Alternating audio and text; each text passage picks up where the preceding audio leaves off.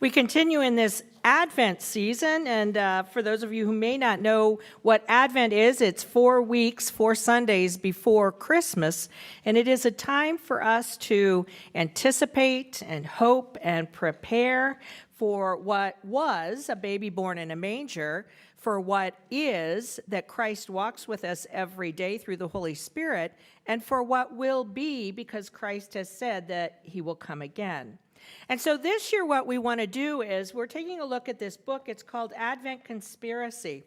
And Advent Conspiracy is a way to take a look at life and how can I live life differently so that everyone knows that I am a follower of Jesus Christ.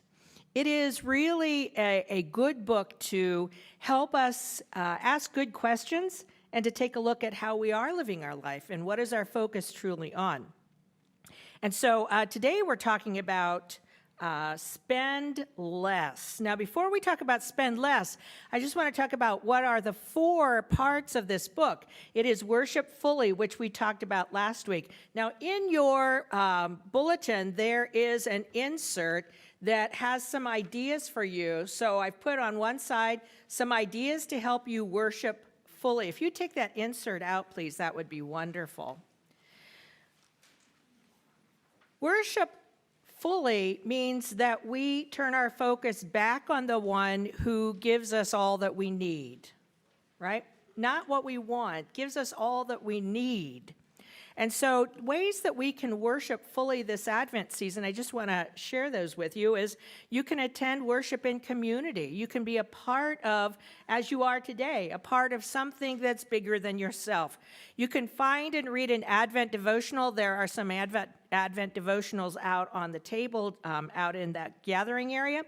You can set up a nativity and read the story from Luke 2, 1 through 20.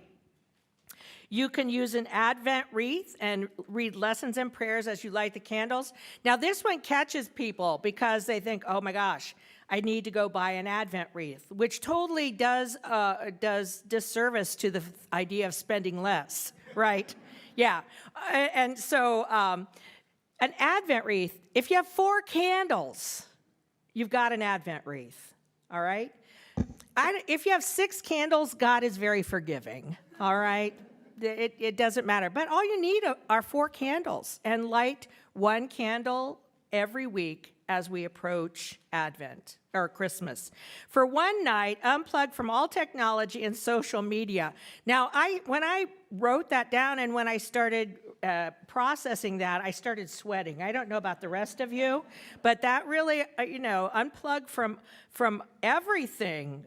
In a world full of noise, be intentional about quiet time. Or if you're in the car, turn the radio off and spend 10 minutes thanking God for the ways you have been blessed.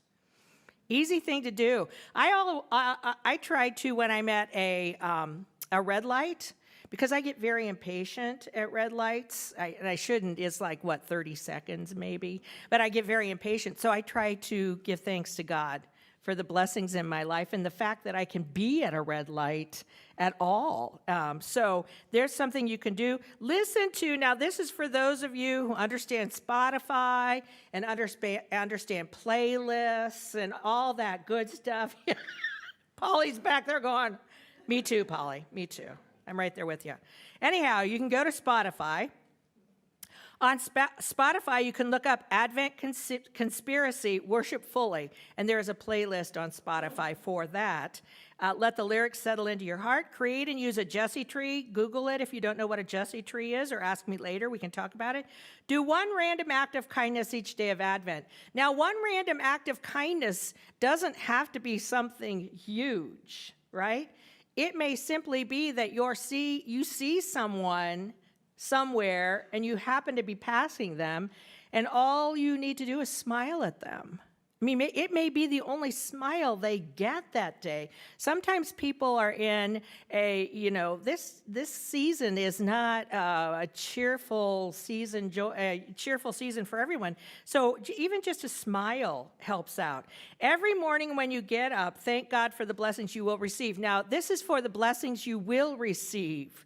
Now, at the end of the day, if you want to thank God for the blessings you have received, that's great. But in the morning, thank God for the blessings you will receive. Do you know what that does for us? it makes us aware of how God is working in the world if we give thanks before we've even received the blessings, because we know that God will bless us. Those are ways that you can worship fully. Now, it says how to worship fully this Advent, and these are ways, but again, I want to stress this, that this is a lifestyle change. This is a way of being followers of Jesus Christ in this world that is totally different from what the world would have us be. Because quite honestly, that's what we are about. We're about being contrary to what the world is. And I'll tell you this, and I know I've said this before, but I love the liturgical church here. And Advent, the colors that we have, the Advent wreath, all of these kinds of things that signify a liturgical church year. In the liturgical church year, we actually start the new year. We started the new year last Sunday. We don't start the new year in January. We are countercultural from the very beginning when we follow the liturgical church year. And I love that because it's a reminder to us always that we are supposed to be countercultural. We buy so much into what the world has for us that we forget that we are to conspire with God to do things in a different way. So if you look on the back of the form there, we're going to talk about spending less. Spending less does not say don't spend, right? It doesn't say don't spend, it says spend less. Now, I know that our youth out here, our kids out here, are going, don't tell my parents to spend less. They don't spend enough the way it is. Am I right? Am I right? Yeah, they don't spend enough the way it is, right? So this is not about not spending at all.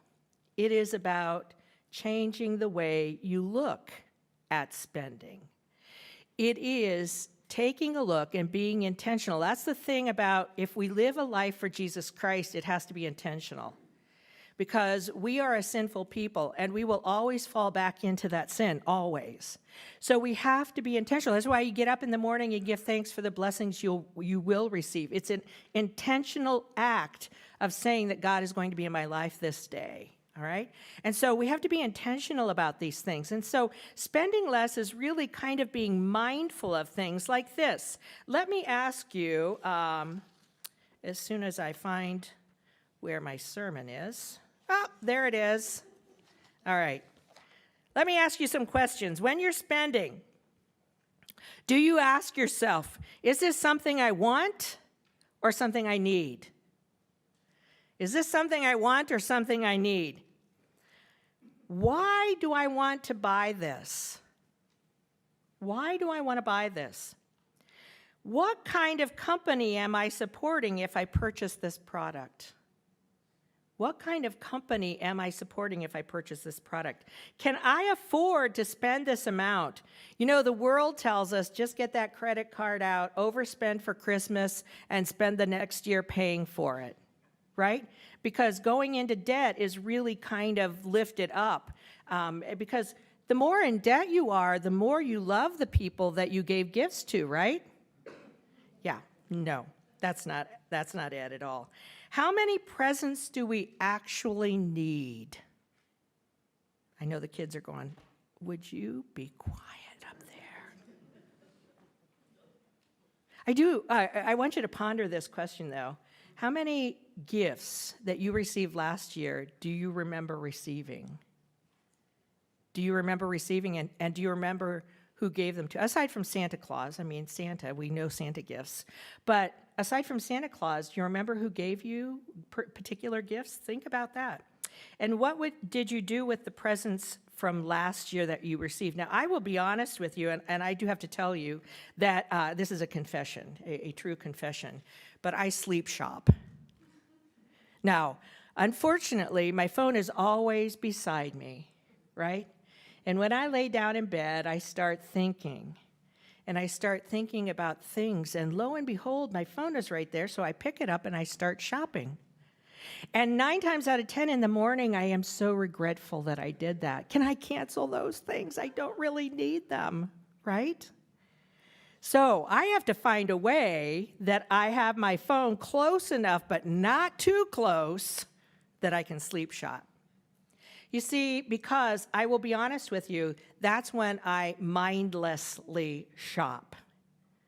It doesn't matter if I need it or if I want it, it's there. Isn't that the case sometimes? Is that it doesn't matter if we need it or even want it, it's there. And so I'm going to buy it. The world knows how to set up. Marketing is wonderful, right? Marketing, and if you're a person who is in marketing, God love you. We need you to help out here because you know what? We market the church. So if you're in marketing, join us and help us market the church. But not just marketing stuff. But things are set up in such a way in stores, right, that that when you come to the aisle, I don't know why this happens. When I come to the checkout center, I'm not quite done yet. So I'm picking up things right there at the checkout center. Oh, I'm hungry. Oh, I need something to drink. Oh. It's all set up really good. And quite honestly, I know this too, that there are colors and there are lights and there are certain ways that things are set out that we feel good. And what do we do when we feel good? We spend more money, right?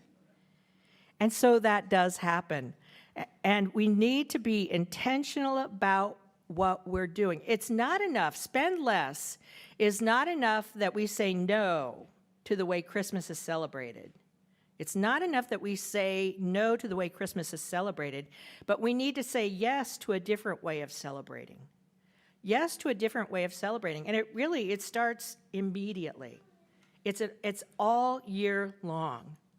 We have to choose to spend less all year long. We have to make good intentional decisions about why are we buying things that we are buying, and are they necessary? And here's the one I like. Will they love me less if I don't buy this gift for them? Right? Will they love me less? Because too often we place love with buying and with purchasing and with gifts. They won't love you any less. So this year, let's start spending compassionately. Notice that? Let's start spending compassionately and responsibly. Now some of you are sitting there going, great, I have all my presents bought and they're all wrapped. What am I going to do? Start next year, all right? This is not to lay guilt on anyone. This is your choice even. You can look at me and go, I'm not doing that. What do you think? That's totally your choice. All I'm doing is presenting a way that we can be Christ-like in this world. So here are some ideas for you to spend less. If you have the insert in your bulletin, make a Christmas budget and then stick to it. Don't compare yourself to others. Pray and do what is best for your family. Research companies that are fair trade. Now, I understand this. Sometimes we spend more money when something is fair trade, but it's spending money and helping someone else along. So fair trade means, I don't know if you all know what fair trade means. Fair trade means that you are buying, I'm going to use coffee you are buying coffee that may cost you a little bit more money, but that the money benefits the farmers. Not so much the marketing, the stores, the money benefits the farmers. And so if you look for things that are fair trade, you are really, in that case, mindfully helping someone else. Pray for the people on your Christmas list before purchasing anything. Make spending a conscious decision that engages your heart. All right? It's not just about the presents. Notice how much you're spending on other Christmas activities, going out to eat, new outfits, wrapping paper, decorations, etc. Find one area where you can cut back this year. Isn't that true? I mean, we think it's just the Christmas presents, but Lord, it's all kinds of other things as well. There's a lot of stuff that we buy that we could be more mindful of. Write down 5 things you're thankful for. Take inventory of how blessed you already are. Take an inventory of how blessed you already are. Set a spending limit as a family. Do this as a family thing, not just as parents or grandparents shopping. Do this as a family. Set a spending limit as a family and let everyone have the same amount to spend on each other. You'll be surprised at how creative your kids will get. And donate old and unused clothes, toys, and books to a local organization. You know, all that stuff you bought that you didn't really need. Donate it to a local organization and notice how much stuff you actually don't use or need. The point of Advent conspiracy is that we want to spend more time in relationships. We don't want stuff to take the place of relationships. And so the more time we are able to spend with each other, the better we are able to know one another, even our children, the better we are able to know one another, and the better we are able to let them know how much we love them without having to purchase a bunch of gifts. Advent conspiracy is a lifetime commitment. It's not just for this season. It is for your lifetime. It is an opportunity to say, once I've worshiped fully, once I've said that worshiping Jesus Christ is my full commitment, then how does everything else play into my life? And after worshiping fully, the first thing that we look at is, how do I spend less? How am I aware of what my spending is, and how is it that I can do better with my relationships? Spending less and spending wisely frees ourselves from the anxiety of debt. I don't know if I'm not going to ask any questions, but the stress of debt is overwhelming. Join us for Advent Conspiracy. Jesus Christ's birth, Christmas, changed the world once. Christmas can change the world anew. Amen.